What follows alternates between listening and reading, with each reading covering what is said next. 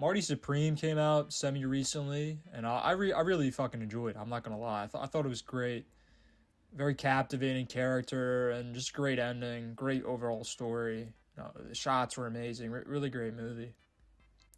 But it's been stirring some controversy recently, and I feel like a lot of people are having really bad takes on it. First, let me start off with this TikTok, all right, by TikToker Rate and See. I really like his takes most of the time. He gives pretty solid criticism. I feel like he's really good at pointing out when conveniences and coincidences are overused in movies. I feel like that's really his strength. But he really missed hard here with this take. People keep saying Marty Supreme is a cautionary tale, but he never really faces the consequences of his actions. So first off, I'm not really a fan of the premise of this take. I don't really like the idea of this angle of criticism for a movie by saying it doesn't fall into X archetype. I get he's kind of responding to people, claiming it's a cautionary tale. So, it's kind of fair, but he almost uses this to overall say the movie has a problem, which I feel like it failing to be a cautionary tale isn't always a bad thing. I feel like it's overly boxing movies. He uses the fact that Marty is a pretty shitty guy to kind of automatically assume that the movie is trying to be a cautionary tale, which I feel like doesn't really work. There's a bunch of different types of stories where the main character can be kind of an asshole, and it doesn't always mean it's a cautionary tale. It could be a redemption arc type movie, which I think the ending scene is kind of the beginning of. I don't think the ending is mostly meant to be kind of a sour note. He's getting his comeuppance. I don't think anybody really argues that. Like, obviously, they do cede ground that the movie's whole ending isn't purely like depression, Marty lost. He screws over Tyler, who is, for some reason, really happy to see him when they meet again. So I agree, Marty is really shitty. He's not a good guy. This is kind of just bizarre framing. He doesn't really screw over Tyler. This game they pull, Tyler literally helps out with, he agrees with, and, through the context of the movie, you can kind of assume they've done similar things before. Like, it's very much implied. And I feel like a lot of people get this take from the fact that Tyler, he explodes, he yells at Marty in the cab, but that doesn't mean automatically that Tyler's character isn't trying to downplay his own involvement. That's clearly what he's trying to do. I guess this is meant to be kind of him showing off that there's no consequences in regards to Tyler, but I feel like if there were consequences here, it just wouldn't make sense. Tyler clearly already knows Marty. It's not that far-fetched to say that this wouldn't be like a friendship ending type thing. He was pretty happy with what they were doing up until the gas station explosion.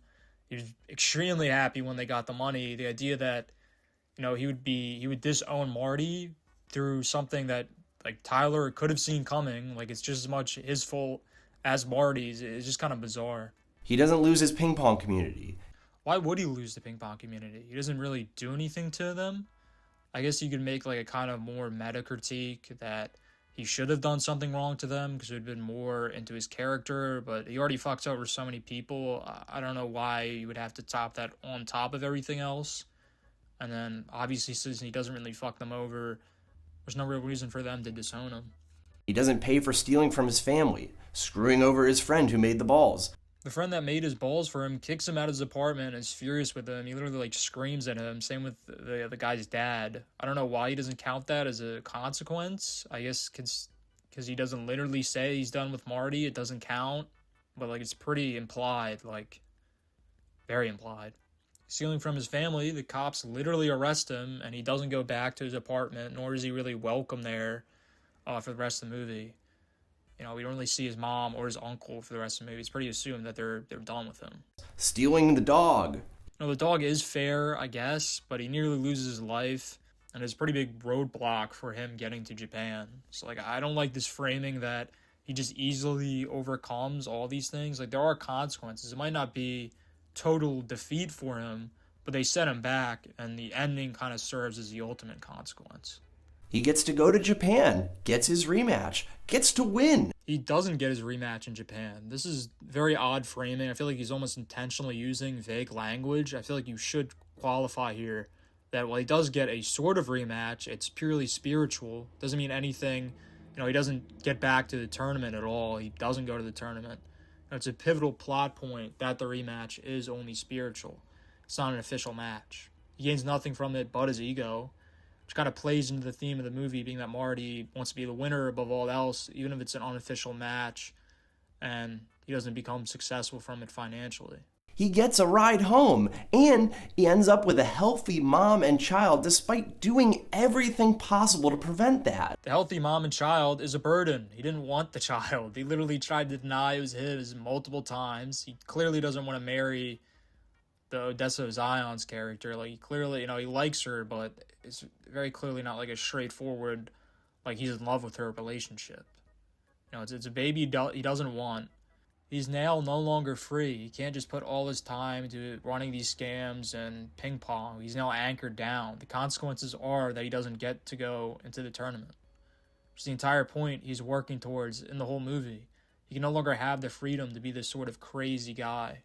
You could also assume that there actually will be serious consequences waiting for him that just weren't shown, like the arrest he escaped from, and he could become unemployable after betraying one of the most powerful men in his city. And since that guy is also now a sponsor for table tennis, he may get permanently banned from ever competing again. I don't know why he says we have to physically see all that. All that stuff being left in the air is kind of what makes the ending so peak. It's such a fast-paced, crazy movie.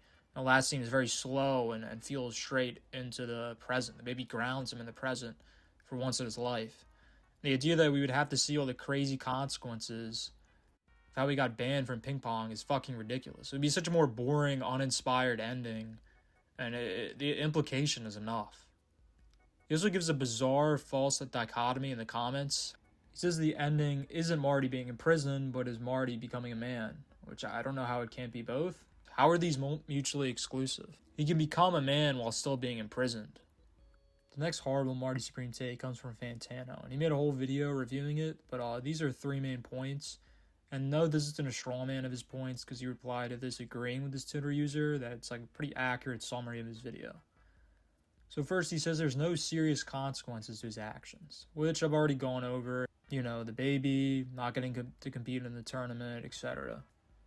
The next point Fantano makes is that he never displays any love for ping pong. And how is this a bad thing? That Fantano wants some sort of sporty ping pong movie with a crazy action game sequences. This is bizarre. I don't know why this is a bad thing. The whole point of the movie is that ping pong is just an outlet for Marty to, kind of express his desire to win above all else. It's not really ping pong itself. I feel like it's almost explicitly said in the movie when he's talking to Gwyneth Paltrow's character. The last thing Fantano says is that Gwyneth Paltrow could have been taken away from the movie and nothing would change. This is an insane take. All right, the entire way Marty gets to Japan is through him having an affair with her. If they weren't together in the park and they hadn't paid off the cops, Marty would have never went to the party and ran into Rockwell and gotten into Japan. And even looking at this on a thematic level, completely subverts the notion that Marty is this kind of like chauvinistic Chad guy, because the moment he can't get her necklace, he immediately debases himself, and she's never shown again.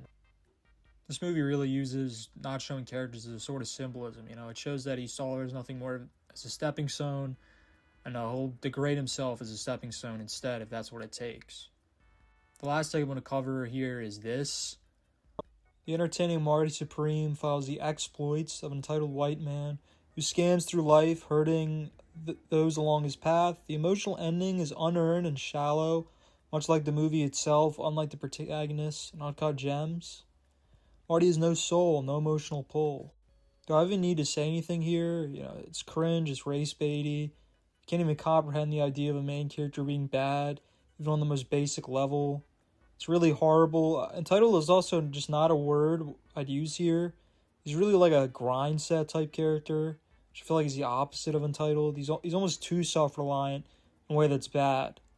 See, that's me epically debunking these bad Marty Supreme takes.